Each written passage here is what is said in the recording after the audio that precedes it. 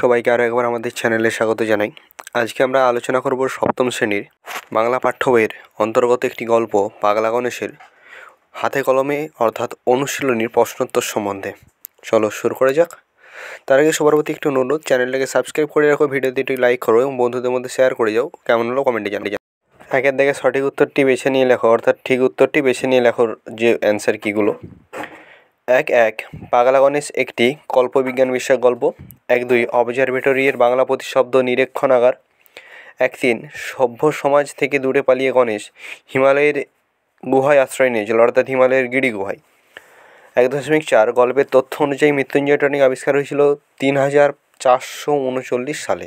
সরাসরি যাব 4 দিকে। অর্থ অপরিবর্তিত রেখে নিম্ন রেখাঙ্কিত শব্দগুলির পরিবর্তে নতুন শব্দ বসাও। 4.1 অনাবশ্যক থেকে হবে অপ্রয়োজনীয়। 4.2 ঠাট্টা বিদ্রুপ রঙ্গরসিকতা। 4.3 দুনিয়াটা জগৎটা। 4.4 বিমান উড়োজাহাজ ডেরাই আস্তানাই। 4.5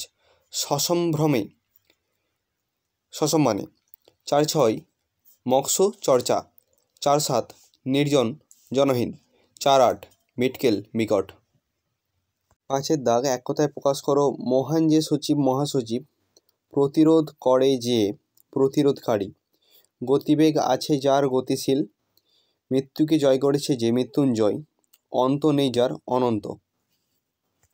এরপর 6 দাগ সন্ধি বিচ্ছেদ করো। মাধ্যাকর্ষণ মাধ্যযুক্ত আকর্ষণ, আবিষ্কার আবিযুক্ত কার, মৃত্যুঞ্জয় মৃত্যুম যুক্ত জয়, অনাবশ্যক অনযুক্ত আবশ্যক, গবেষণা গোযুক্ত এষণা, অন্তরিক্ষ অন্তযুক্ত ইক্ষ, গণেশ গণযুক্ত ইস, হিমালয় হিমযুক্ত আলয়, নির্জন নিযুক্ত জন, গবেষণাগার গোযুক্ত এষণা যুক্ত আগার, গোযুক্ত এষণা সমান গবেষণা, তার সঙ্গে আগার যোগ গবেষণাগার, পরীক্ষা পরিযুক্ত ইক্ষা।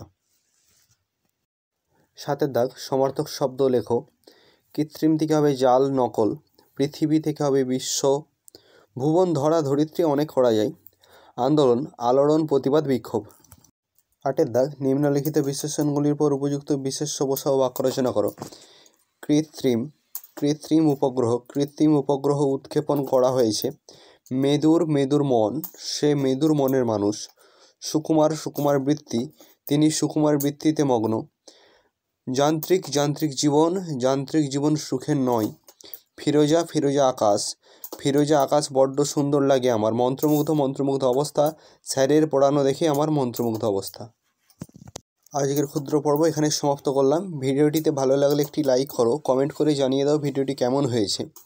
বন্ধুদের মাঝে ভিডিওটি শেয়ার করো এবং চ্যানেলটিকে সাবস্ক্রাইব করে রাখো ভবিষ্যতে আরও এরকম এডুকেশনাল ভিত্তিক ভিডিও পাওয়ার জন্য। সুস্থ থেকো, ভালো থেকো, ধন্যবাদ।